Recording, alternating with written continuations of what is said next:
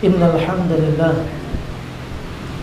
nahmaduhu wa nasta'inuhu wa nastaghfiruh wa na'udzu billahi min shururi anfusina wa min sayyiati a'malina may yahdihillahu fala mudilla lahu wa may yudlil fala hadiya lahu.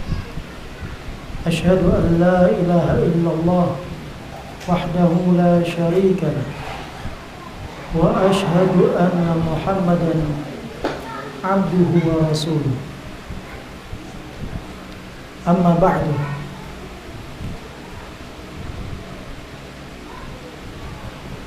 Jamaah kaum muslimin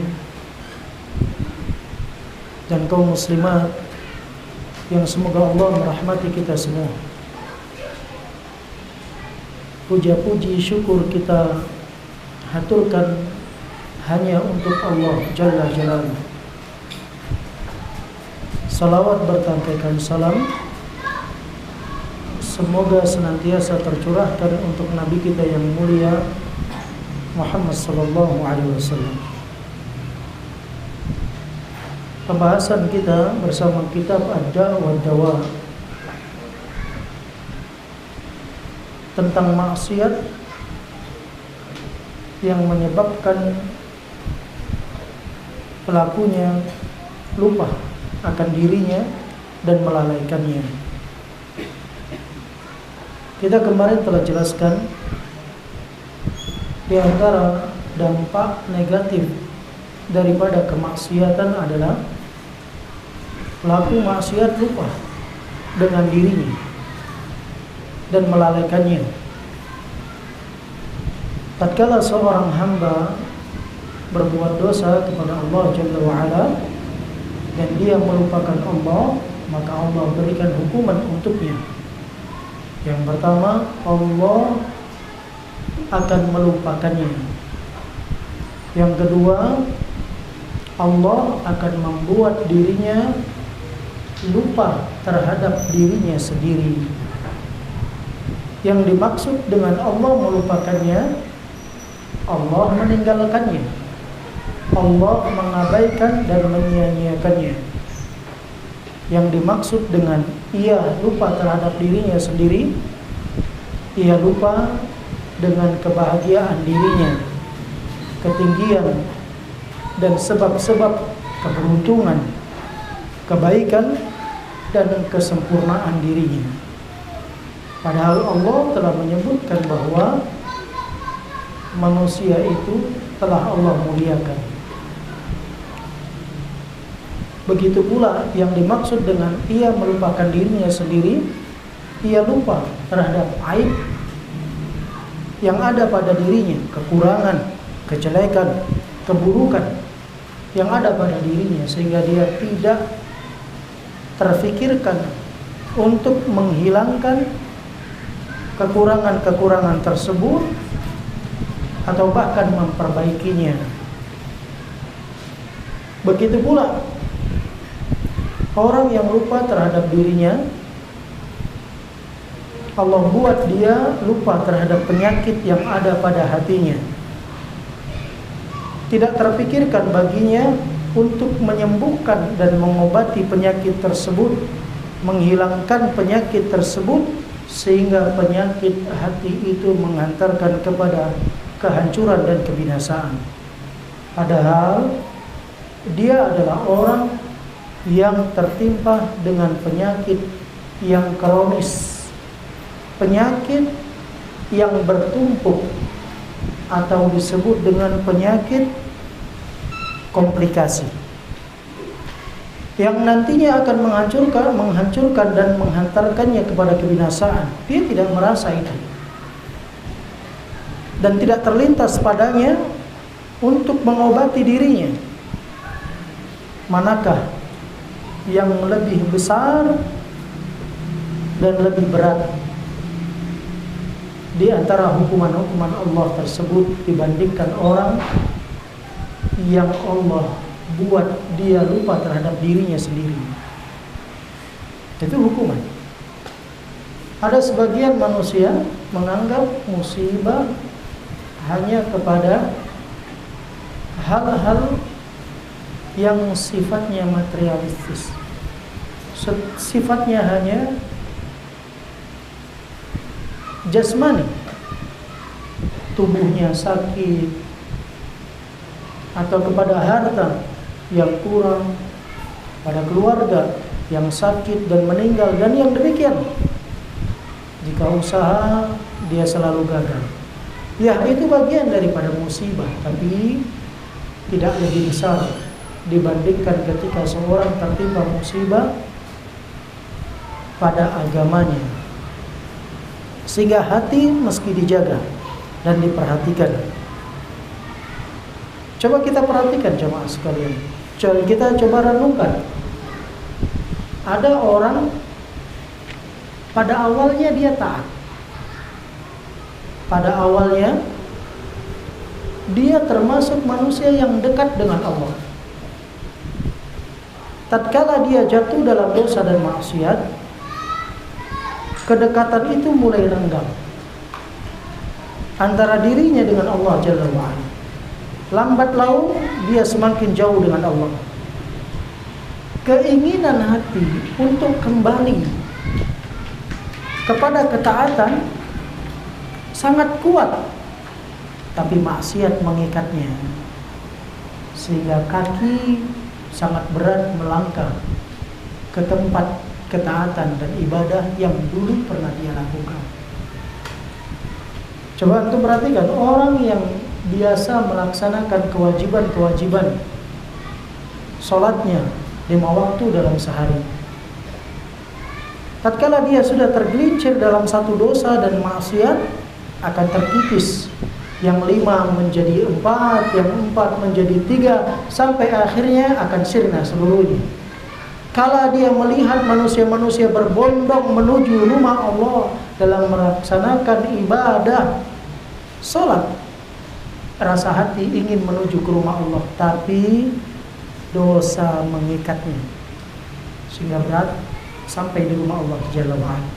Dia tahu, dia mengerti, tapi dia tidak mau melangkah, tertahan dengan dosa dan maksiat. Maka Syekh di sini mengatakan, Ibnu Qayyim al-Jauziyah mengatakan, fa ayyu uqubatin a'dhamu min uqubati man ahmala nafsahu wa dhayya'a. Manakah hukuman yang lebih besar dibandingkan hukuman ketika seorang hamba mengabaikan serta menyia-nyiakan dirinya sendiri.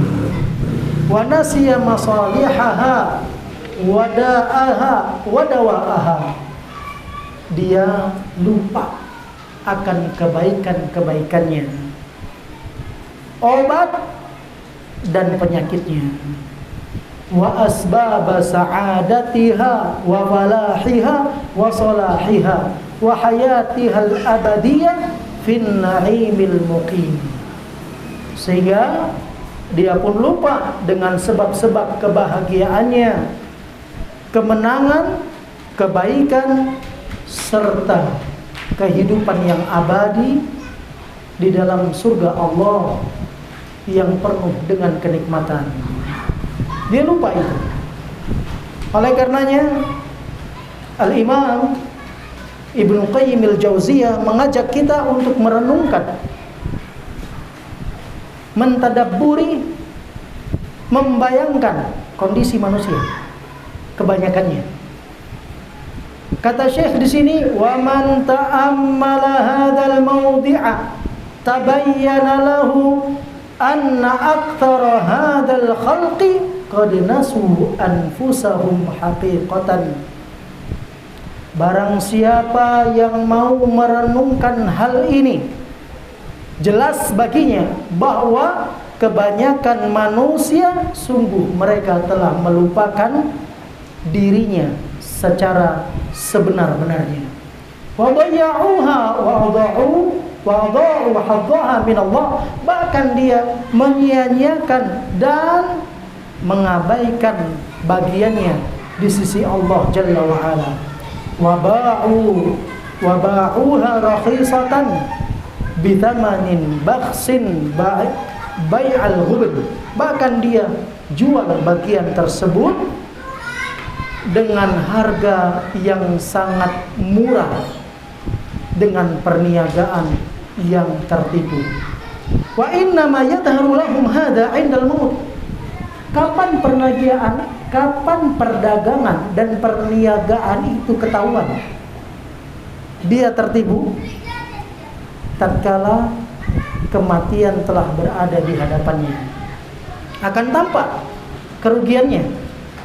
Selama ini manusia-manusia yang banyak itu menjual kenikmatan akhirat dengan sedikit bagian daripada kenikmatan dunia. Wa yadhhar hadza kullu dhuhuri yaumat taghabun. Semua kerugian, semua kebangkrutan, semua kesengsaraan itu akan tampak jelas tatkala datang hari at-taghabun, yaitu hari kiamat. Akan tampak padanya. Yauma yadharu lil 'amdi annahu ghubin fil aqdil ladzi aqadahu li nafsihi fi hadhihi dar.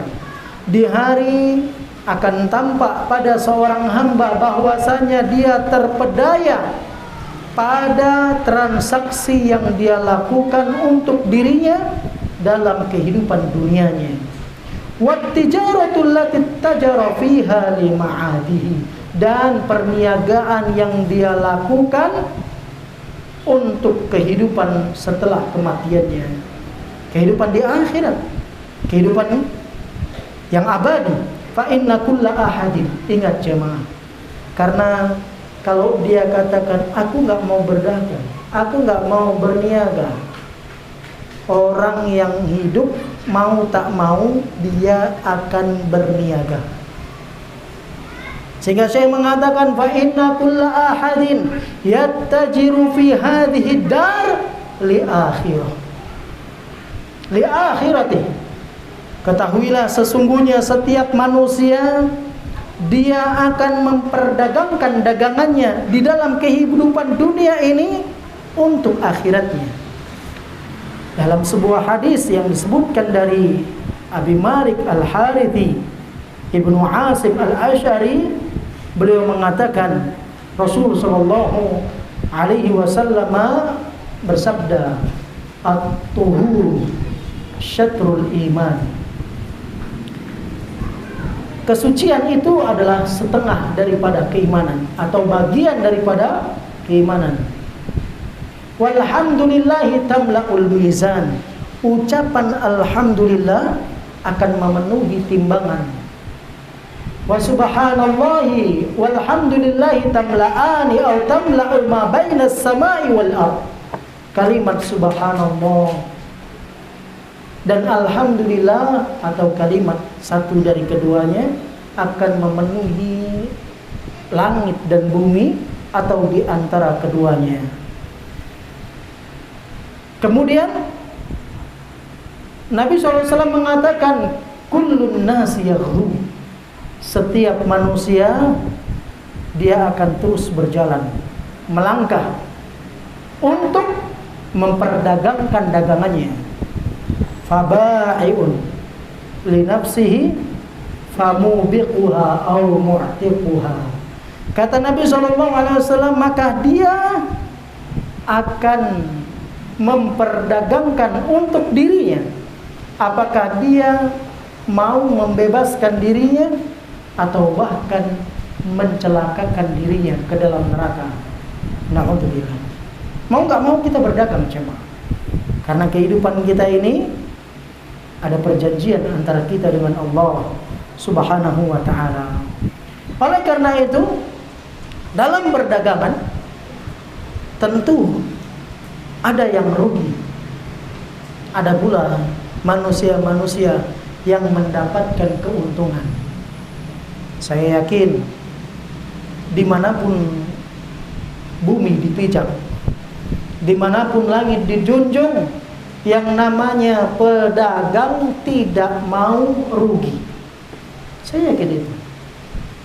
Subhanallah. Tapi apa kata Syekh rahimahullah taala di sini? Fal khasiruna alladziina ya'taqiduna annahum ahlur ribah wal kasab ishtarau al hayatad dunya wa hadzahum fima waladzatihim bil akhirah wa hadzihim fiha. Orang-orang yang rugi, orang-orang yang bangkrut dalam perdagangannya adalah orang-orang yang menyangka bahwasanya dirinya adalah orang yang beruntung, orang yang mendapatkan keuntungan. Mereka membeli kehidupan dunia ini, bagian-bagian dunia ini, dan kenikmatan-kenikmatan dunia ini dengan bagian dan kenikmatan yang ada di surga. Yang di akhirat surga kemudian dia gantikan dengan dunia. Dia jual juga. Dan kita sering menemukan itu. Ada manusia-manusia yang menjual kehidupan akhiratnya untuk dunianya. Fa'anhabu tayyibatihim fi hayatihimud dunya. Mereka habiskan seluruh kebaikan-kebaikan dan kenikmatan-kenikmatan yang mereka harusnya dapatkan untuk kenikmatan dunia. Wastamta'u fiha biha. Dia nikmati kenikmatan dunia tersebut, waradau biha. Dia ridha dengan kenikmatan dunia itu, wa tama'annu ilaiha. Dan dia tentram dengan kenikmatan dunia tersebut yang berada di sisinya. Wa kana sa'yuhum litahsiliha. Usaha dalam hidupnya hanya dunia. Faba'u, sehingga dia menjual, washtaru, membeli, wattajaru, dan memperdagangkannya, waba'u ajilan bi'ajilin. Dia jual yang nanti dengan yang sekarang. Wa nasi'atan binaqdin. Dia jual yang kredit dengan yang cash. Surga nanti jemaah dikreditkan, tertunda. Dunia cash, ada bayarannya kontan. Wa ghaiban binajisin. Dia jual sesuatu yang gaib, yang tak terlihat, dengan sesuatu yang tampak. Wa qalu, sehingga ironis di antara mereka berkata, hada huwal hazm. Ini yang dinamakan dengan kematapan. Bahkan seorang di antara mereka mengatakan, khudh ma tarahu wa da' syai'an sami'ta bih. Ambil segala sesuatu yang engkau lihat dari perkara dunia ini. Tinggalkan sesuatu yang cuma engkau dengar dari urusan akhirat. Janji surga, siapa yang membangun masjid sebesar rumah burung akan Allah ganti dengan bangunan di surga yang batu batanya terbuat dari emas, terbuat dari perak. Kapan? Nanti dia ganti yang itu dengan dunia. Lebih ridha dengan kehidupan dunia, lebih memilih kehidupan dunianya, sehingga dia katakan, ambil apa yang kamu lihat dan tinggalkan sesuatu yang engkau dengar. Jamaah, hari ini dunia kita lihat dan akhirat kita dengar. Esok akhirat kita melihatnya, dunia hanya menjadi cerita yang kita dengar. Maka jangan sampai orang tertipu sehingga dia mengatakan, wa kaifa abi'u hadiran naqdan musyahadan bihadhi dar bighaibin nasi'atan fi dari ukhra ghairu hadi. Bagaimana mungkin aku mau menjual perkara yang hadir, yang tunai, yang tampak dengan perkara kehidupan yang tidak tampak, yang kredit, yang tidak kontan, yang itu disebut dengan kehidupan akhirat. Wa yanḍammu ila dzalika dha'ful iman. Ditambah lagi perbuatan itu dengan kelemahan keimanan pada diri orang tersebut. Wa quwwatu da'i syahwat, dorongan syahwat terlalu kuat.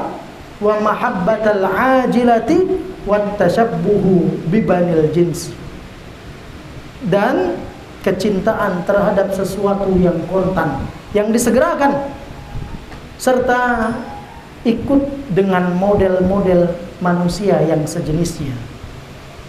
Sehingga beliau mengatakan fa'aktarul khalqi fi hadhihi tijarah al-khasirah allati qala Allah fi ahliha. Maka kebanyakan manusia dalam keadaan rugi dalam perniagaan seperti ini, sebagaimana Allah Jalla wa'ala sebutkan tentang mereka di dalam firman-Nya, ulaikal ladzina ishtarawul hayatad dunya bil akhirah. Itulah mereka manusia-manusia yang membeli kehidupan dunia dengan harga akhirat. Kata Allah, fala yukhaffafu anhumul 'adzab wa lahum yunsarun. Mereka itu tidak akan pernah diringankan azabnya dan tidak ada penolong bagi mereka. Allah juga menceritakan tentang orang yang berdagang yang demikian. Orang yang rugi dalam perdagangannya. Fama rabihat tijaratuhum wa ma kanu yahtadun. Mereka enggak pernah beruntung dalam berdagang.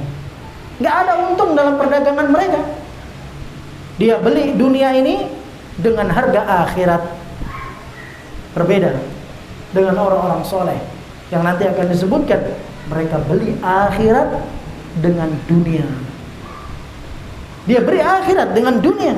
Karena ingat jemaah, bahwasanya Allah memiliki perdagangan. Kata Nabi SAW, ala inna sil'atallahi ghaliyah, ala inna sil'atallahi al-jannah. Ketahuilah, barang dagangan Allah itu mahal. Ketahuilah, barang dagangan Allah itu surga. Kata Nabi, man khafa adlaj, orang yang takut dia akan bersegera. Kalau dia khawatir dalam perjalanan malam ada hewan buas, ada perampok, ada penyamun, ada orang-orang jahat, dia nggak mau berjalan di tengah malam, tapi dia akan mengawali perjalanannya lebih cepat agar dia tidak celaka dalam perjalanan tersebut. Wa man adlaj balagha manzil. Kata Nabi SAW, orang yang mengawali perjalanannya dia akan sampai ke rumahnya. Baru Nabi ingatkan, ala inna sil'atallahi ghaliyah. Ketahuilah bahwa barang dagangan Allah itu mahal. Ala inna sil'atallahi al-jannah. Ketahuilah barang dagangan Allah itu surga. Ada perdagangan antara Allah dengan hambanya, dan Allah akan ceritakan dalam firman-Nya bagaimana perdagangan itu terjadi. Kemudian beliau mengatakan, fa idza kana yaumut taghabun dhahara lahumul ghubun fi hadhihi at-tijarah. Apabila nanti datang pada hari kiamat akan tampak kepada mereka perdagangan yang tertipu tersebut, perdagangan yang menipu tersebut, fataqatta'a 'alaiha an-nufusu hasaratin, sehingga membuat nafas mereka tersengkal-sengkal. Artinya apa? Kaget dia.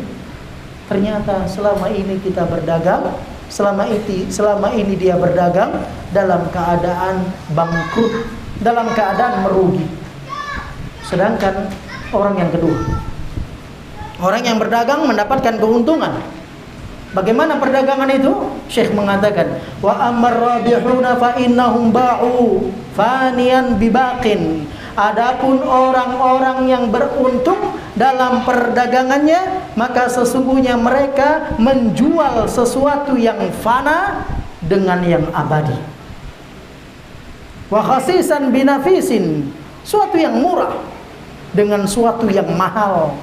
Wa haqiran bi'azimin, suatu yang kecil dengan sesuatu yang besar. Prinsip ekonomi dalam berdagang, modal sekecil-kecilnya, untung sebesar-besarnya. Itu dulu Ustaz. Kalau sekarang jangan pakai modal, kalau bisa banyak untungnya. Itu ekonomi cuma. Betul? Kalau bisa, ada pengusaha-pengusaha di sini, ada pembisnis. Ya, kalau bisa nggak usah pakai modal, banyak untungnya. Itu prinsip dalam berdagang. Jangan ada kata rugi kalau bisa. Minimal balance, seimbang. Modal jangan sampai habis, itu minimal dalam berdagang. Kalau modal sudah berkurang, itu perdagangan sudah dalam ambang bahaya. Dia harus rubah strategi untuk memberikan keuntungan dalam perdagangannya. Betul, para pedagang. Mana para pedagang? Mana para pedagang? Betul. Betul ya? Demikian jemaah. Demikian, subhanallah. Tapi ada kisah unik dalam perdagangan itu. Waktunya kita mau habis. Ada kisah unik. Orang yang mau membeli kuda atau membeli onta kalau tidak salah. Ini zaman sahabat. Ketika dia mau menjual onta tersebut, dia katakan, aku jual onta ini 20 dirham atau 20 dirham. Itu sekitar seperti itu. Atau 500 dirham. Kemudian kata pembelinya apa? Kalau membeli itu nawar atau nambah? Nawar kan? Tapi apa kata pembelinya? Kayaknya ontamu ini gak cocok kalau dijual dengan harga 500 dirham. Kata penjualnya, cocoknya berapa? 700 dirham. Lihat jemaah. Ternyata yang berdagang dengan jujur akan ditawar dengan tawaran yang lebih jujur. Itu metodenya jemaah. Dan prinsip dagang yang dilakukan oleh Rasulullah SAW demikian. Bagaimana ketika Rasulullah SAW membeli onta sahabat?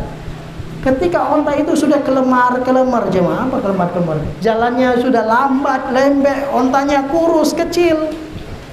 Onta siapa yang dibeli? Onta Jabir. Jalan itu onta lambat sekali, selalu ketinggalan. Jadi Nabi SAW menunggu dia sampai ketemu dengan Nabi SAW. Maka Rasul mengatakan, ontamu saya beli. Apa kata Jabir? Berapa harganya Rasulullah? Kemudian Rasul sebutkan harganya, sekian dinar. Kemudian apa kata Jabir? Boleh wahai Rasulullah, syaratnya satu, onta ini saya berikan kamu nanti ketika di Madinah.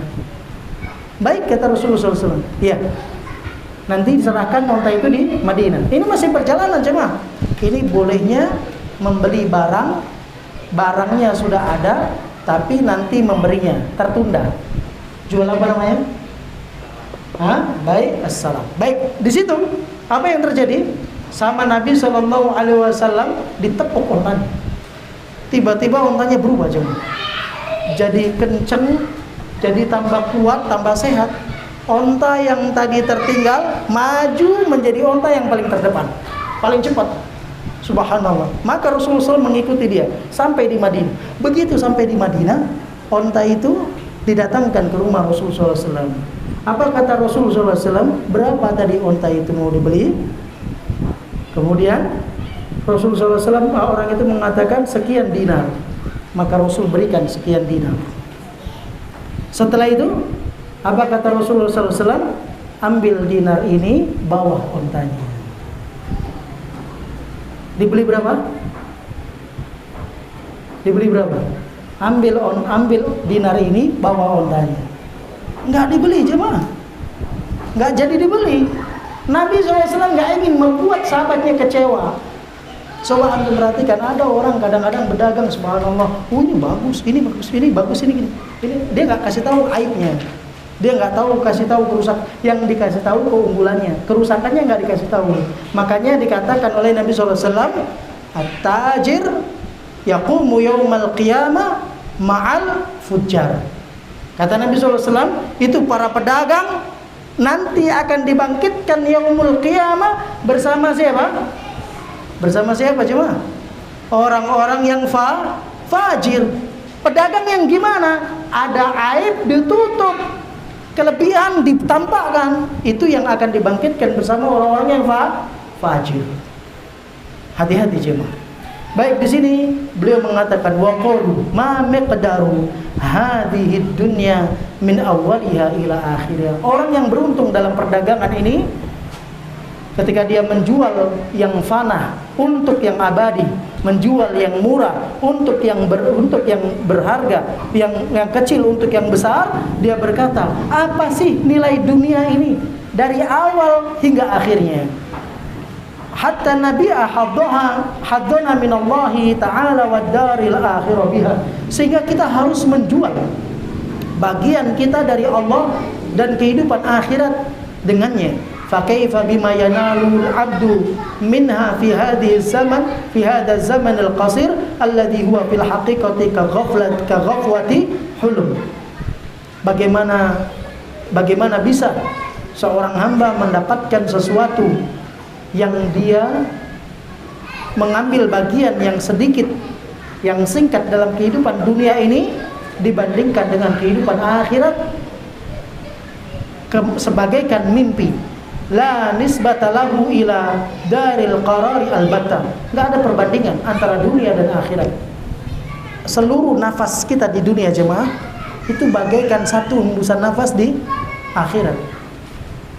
Seluruh nafas kita di dunia itu seluruhnya bagaikan satu hembusan nafas di akhirat. 1000 tahun di dunia jemaah. Hitungan di satu hari di sisi Allah, hitungan kita berapa? Innal yawma 'inda rabbikum ka'alfi sanatin mimma ta'udun. Sesungguhnya satu hari di sisi Tuhan kalian seperti berapa? 1000 tahun. Bahkan seluruh hidup kita enggak ada bandingnya dengan kehidupan akhirat walaupun satu nafas. Orang yang betul, orang yang mengerti, dia enggak akan jual akhiratnya untuk dunia yang semu. Allah katakan wa yauma yahsyuruhum ka'allam yalbasu illa sa'atan minan nahar yata'arafuna bainahum. Di hari ketika mereka digiring oleh Allah, seakan mereka tidak pernah berdiam tinggal di dunia ini kecuali sesaat saja dari siang hari, hanya berkenalan dengan fulan dan fulan, kemudian dia berpisah, bertemu di akhirat. Itu kehidupan kita di dunia sebentar. Allah katakan yasalunaka 'anis sa'ah ayyana mursaha. Mereka bertanya kepadamu wahai Muhammad tentang saat, hari kiamat. Kapan kiamat akan terjadi? Fima anta min dzikraha. Apa urusanmu wahai Muhammad? Engkau harus menyebutkan kapan terjadinya hari kiamat. Kamu enggak punya hak untuk itu. Kemudian apa kata Syekh di sini? Beliau mengatakan ila rabbika muntaha. Allah katakan semua urusan kiamat dikembalikan kepada Allah Jalla wa Ala. Innama anta mundziru may yakhsha. Engkau wahai Muhammad cuma memberikan peringatan saja bagi orang yang takut dengan hari kiamat. Ka'annahum yauma yarawnaha lam yalbathu illa asyiyatan aw duhaha. Seakan-akan mereka tidak pernah melihat kehidupan ini kecuali di waktu Isya dan di waktu duha saja. Sebentar kehidupan dunia. Beliau katakan ka'annahum yarawna yauma yarawna ma yu'adun lam yalbathu illa sa'atan min nahar. Seakan mereka mendapatkan hari yang dijanjikan itu cuma berapa hari? Sebentar, sesaat dari kehidupan di siang hari. Dan banyak ayat yang menjelaskan, insyaallah akan kita lanjutkan jemaah. Tapi ingat, intinya sebelum kita tutup, orang itu di dunia jemaah, dia berkorban di dunia untuk yang 70 tahun. Siang malam dia bekerja, banting tulang peras keringat. Untuk yang 70 tahun dia kumpulkan, dia tumpuk. Setelah dia tumpuk, dia kumpulkan, sudah terkumpul, mati dia, gak dibawa. Kemudian dia tinggal. Yang 70 tahun yang pasti dia tinggal, dia kerja mati-matian, dia usaha mati-matian, dia berkorban mati-matian untuk kehidupan yang abadi selama-lamanya, kebahagiaan yang tidak pernah sirna. Pengorbanannya hanya sedikit. Pengorbanannya hanya sekedar, hanya sisa waktu atau sempalan waktu dalam hidupnya. Apakah yang demikian dikatakan perdagangan yang menguntungkan? Tentu tidak juga. Oleh karena itu berjuang. Kita akan kisahkan insyaallah di pekan yang akan datang kisah bagaimana para sahabat, para tabi'in, mereka membeli surga Allah Jalla wa'ala. Mungkin ini kita sampaikan. Barakallahu fikum. Banyak kurang saya mohon maaf kepada Allah Subhanahu wa taala, saya mohon ampun. Kita akhiri dengan doa kafaratul majlis. Subhanakallahumma wa bihamdika asyhadu an la ilaha illa anta astaghfiruka wa atubu ilaik. Assalamualaikum warahmatullahi wabarakatuh.